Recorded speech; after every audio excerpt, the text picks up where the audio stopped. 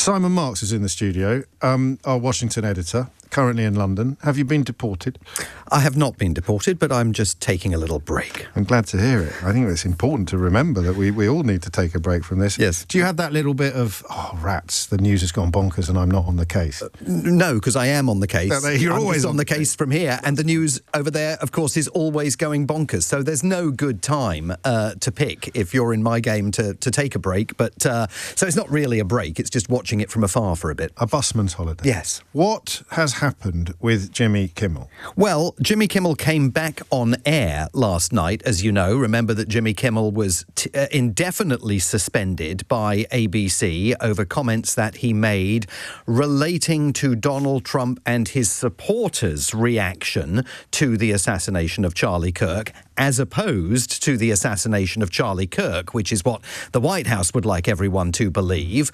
And what occurred in the days since last week when that suspension occurred is that ABC found itself caught in a real vice, because on the one hand, the White House was insisting, right, that's the end of Jimmy Kimmel. We've vanquished another one of our enemies in the mainstream media.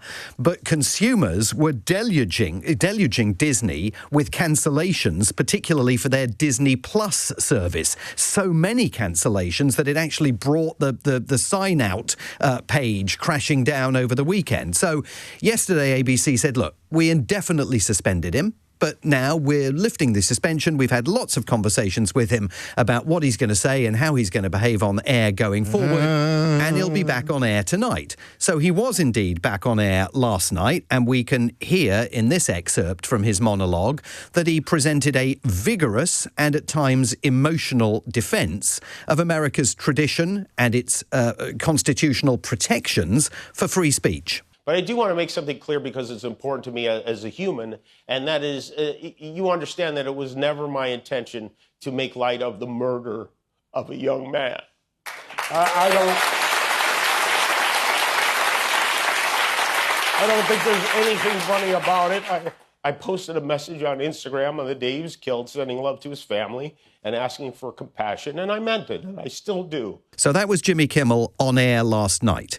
But he was only on air in those towns and cities across the United States where ABC's local stations were carrying the program. You could not watch that in Washington, D.C. because Sinclair, the second largest group of local stations in the United States, completely pro-Trump, refused to put him back on air. Nexstar, the largest group of local stations across the United States, refused to put him back on air on their ABC affiliates. So he's back, kind of, sort of, and Donald Trump, of course, has taken to social media to accuse Jimmy Kimmel of being an arm of the DNC and to suggest that his beef with ABC is only just getting started. So, a little bit early to start popping champagne corks for fans of free speech. Definitely. But also very striking to hear what he's been through. I mean, as he's at great pains to point out, the story begins with the unconscionable murder of a man, of a human being, of a father.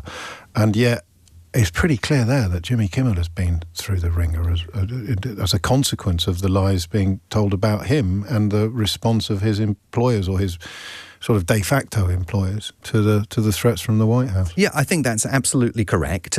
Jimmy Kimmel not only was informed of his indefinite suspension by ABC shortly before he was due to tape his program in Los Angeles before a live audience last Wednesday. Audience was sent home. And on Thursday, ABC started disassembling his studio. All sorts of studio flats and other things were being carted out. My other question, but people thought he was finished. Thought he was done. And indeed, absolutely, Donald Trump. He thought he was done. Donald Trump certainly thought he was done, because if you look at his message on Truth Social that was posted last night, he says, "I can't believe ABC fake news gave Jimmy Kimmel his job back. The White House was told by ABC that his show was cancelled. Something happened between then and now because his audience is gone and his talent was never there." And then he goes on to make fresh threats to continue this campaign against ABC, and he will undoubtedly undoubtedly leverage the labours of his pliant head of the Federal Communications Commission, Brendan Carr, who's going to continue threatening ABC with restrictions or possibly even a revocation over their broadcast licences if they continue to keep Kimmel on the air. And so why you can't celebrate the return of free speech is because those local station groups are hugely powerful. They're keeping him off the air in major television markets all over the country. That reduces the economic viability of the programme even further. And it also indicates that those local station groups don't think that Jimmy Kimmel is worth going to the mat for. They would much rather avoid a beef with the White House continuing to threaten their business's future than put Jimmy Kimmel back on air every night. And, you know, in different eras, and speaking about different countries, you would describe those media organisations as being regime adjacent or regime sympathising. I mean, I lived in Russia and covered events in the former Soviet Union and then Russia for many years, and was literally present when moves were made to close down NTV, the first independent television network in Moscow, and to co-opt it and make it part and parcel of the Russian state. What is taking place, what has already happened to CBS News and may well yet happen to ABC and possibly to NBC, are efforts to co-opt those businesses and turn them into supportive bullhorns for the Trump administration. I think it was Mussolini who pointed out that fascism is a business model, first, last and always. Simon, thank you. Always a pleasure. Speaking of fake news, Tracy's been in touch. She says, I love Simon Marks. He is the absolute best thing on LBC. Oh.